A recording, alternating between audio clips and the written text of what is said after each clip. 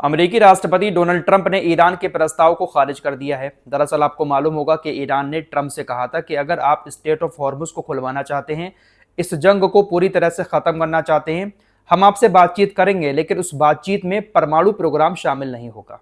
अगर आप परमाणु प्रोग्राम के बिना बातचीत करना चाहते हैं तो हम स्टेट ऑफ हॉर्मुज भी खोल देंगे और आप इस जंग को खत्म करें, और जो आपने नाकेबंदी की है समुद्र में, उस नाकेबंदी को भी खत्म करें। अब इस पर ट्रंप की तरफ से जवाब आ चुका है। ट्रंप ने ईरान से कहा कि देखिए, हम आपके इस प्रस्ताव को खारिज करते हैं। आप हमसे ये जो बात कह रहे हो ना कि परमाणु प्रोग्राम के बिना बातचीत करो, ऐसा कभी हो ही नहीं सकता। परमाणु प्रोग्राम मामले पर बातचीत हम पहले रखेंगे, उसके बाद बाकी चीजों पर बातचीत बाद में करेंगे। और आप कह रहे हो कि पहले और चीजों पर बातचीत कर लो, जंग को खत्म कर लो, उसके बाद परमाणु मामले पर बातचीत कर लेंगे। ऐसा नहीं हो सकता।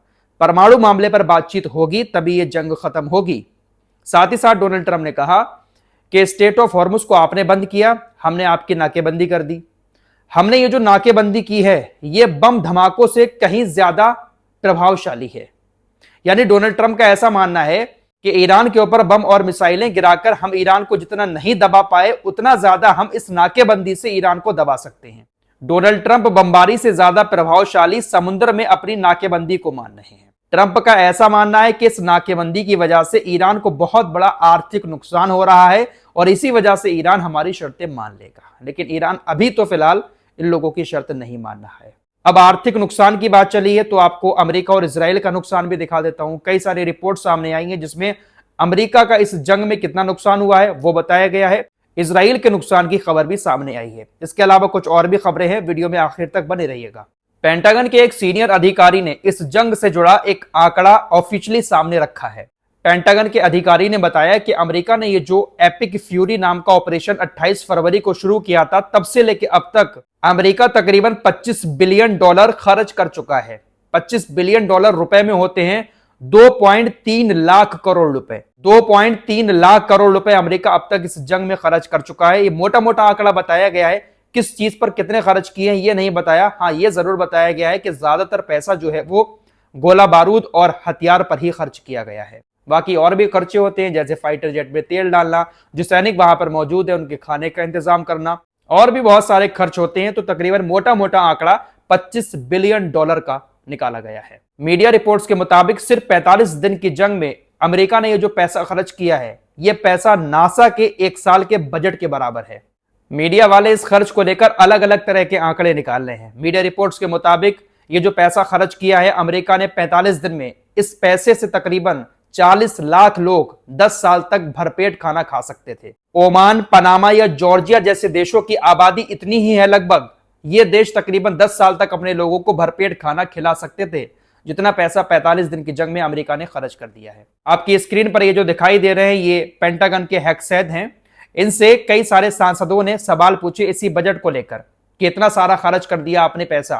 इसको लेकर उन्होंने कहा कि देखिए, ईरान को परमाणु हथियार बनाने से रोकने के लिए कोई भी कीमत लगानी पड़े वो कम है। ईरान को परमाणु हथियार बनाने से रोकने के लिए ये कीमत कुछ भी नहीं है। मतलब कुल मिलाकर बात यह है कि पैसा चाहे कितना भी खर्च हो जाए, अमेरिका के देश के लोग चाहे नाराज हों चाहे खुश हों, लेकिन डोनाल्ड ट्रंप और उसके अधिकारी सिर्फ और सिर्फ ईरान को परमाणु हथियार बनाने से रोकना चाहते हैं। यह बात हुई अमेरिका के खर्च की। अब इजराइल का खर्च भी आप लोगों को बता देते हैं। बैंक ऑफ इजराइल के गवर्नर अमीर यारोन के मुताबिक 7 अक्टूबर से इजराइल के युद्ध का खर्च तकरीबन 405 अरब निंजा, लगभग $137 अरब तक पहुंच गया है, जिससे अर्थव्यवस्था पर भारी दबाव पड़ रहा है।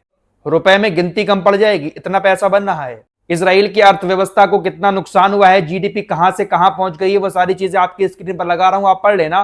फिलहाल कुल मिलाकर बात यह है कि इस जंग के दौरान अमेरिका और इजराइल को भारी कीमत चुकानी पड़ रही है। पैसा बहुत ज्यादा इन्होंने पानी की तरह बहाया है।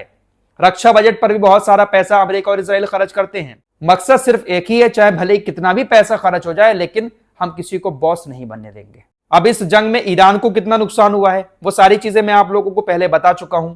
आप खुद भी इस बात का अंदाजा लगा सकते हैं कि जब अमेरिका और इजराइल ने मिलकर इतने सारे पैसों के हथियार ईरान के ऊपर गिराए हैं तो ईरान को नुकसान कितना हुआ होगा। इन लोगों ने ईरान के बुनियादी ढांचे को बहुत बड़ा नुकसान पहुंचाया है, और ऐसा नुकसान पहुंचाया है कि कई सालों तक ईरान शायद उसकी भरपाई कर भी ना पाए। इसीलिए ईरान स्टेट ऑफ हॉर्मुज में टैक्स लगाने की कोशिश कर रहा है।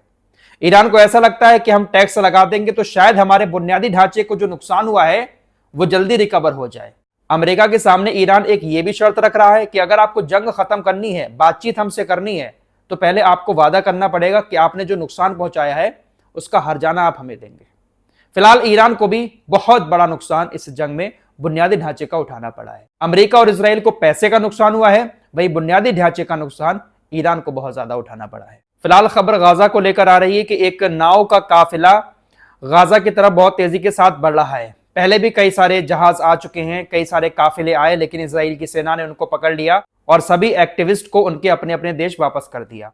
समुद्र के जरिए एक और काफिला गाजा की तरफ तेजी के साथ बढ़ रहा है। मीडिया रिपोर्ट्स के मुताबिक प्रधानमंत्री बेंजामिन नेतन्याहू ने अपने अधिकारियों के साथ इस मामले को लेकर बैठक भी की। इजरायली अधिकारी इस बात का अनुमान लगा रहे हैं कि ये जो काफिला आ रहा है, इस काफिले में कई सारे देशों की अलग अलग नौकाएं हैं और तकरीबन 1000 से ज्यादा लोग इसमें शामिल हैं। मीडिया रिपोर्ट्स के मुताबिक एक नाव ऐसी भी है जिसमें आयरलैंड के राष्ट्रपति माइकल डी हिंगिस की बहन भी सवार हैं। तो बड़े बड़े लोग इन नौकाओं में सवार होकर गाजा की तरफ बढ़ रहे हैं। मीडिया रिपोर्ट्स के मुताबिक इजराइल के अधिकारी इस काफिले को लेकर प्लान बना रहे हैं। अब देखते हैं कि गाजा तक ये काफिला पहुंचता है या फिर इजराइल की सेना बीच में ही एक बार फिर से इन लोगों को पकड़कर इनके अपने अपने देश वापस कर देती है। ईरान की तस्नीम न्यूज एजेंसी के मुताबिक अभी 2 दिन पहले अमेरिका ने जो ईरान के 2 कंटेनर जहाज पकड़े थे, जिसमें एक जहाज टॉस्का नाम का था, इस पर तकरीबन 28 क्रू मेंबर सवार थे। 6 क्रू मेंबर्स को अमेरिका ने छोड़ दिया है। अभी भी 22 क्रू मेंबर अमेरिका की हिरासत में हैं। दोनों टैंकर जहाज़ अभी भी अमेरिका के कब्ज़े में है। इन जहाज़ में तकरीबन 20 लाख बैरल तेल भरा हुआ है। तो अमेरिका इस तरह से नाकेबंदी करके जहाज़ों को भी पकड़ रहा है और जो क्रू मेंबर वहाँ पर मौजूद है उनको भी हिरासत में ले रहा है। लेबनान के बॉर्डर से एक खबर आ रही है, वो भी आपको बता देते हैं। इजरायली चैनल 12 ने दावा किया है कि डोनाल्ड ट्रंप ने बेंजामिन नेतन्याहू से फ़ोन पर बात की। लेबनान के ऊपर अभी भी इजरायली सेना जो हमले कर रही है, सामने से पलटकर हिजबुल्लाह भी जवाब दे रहा है।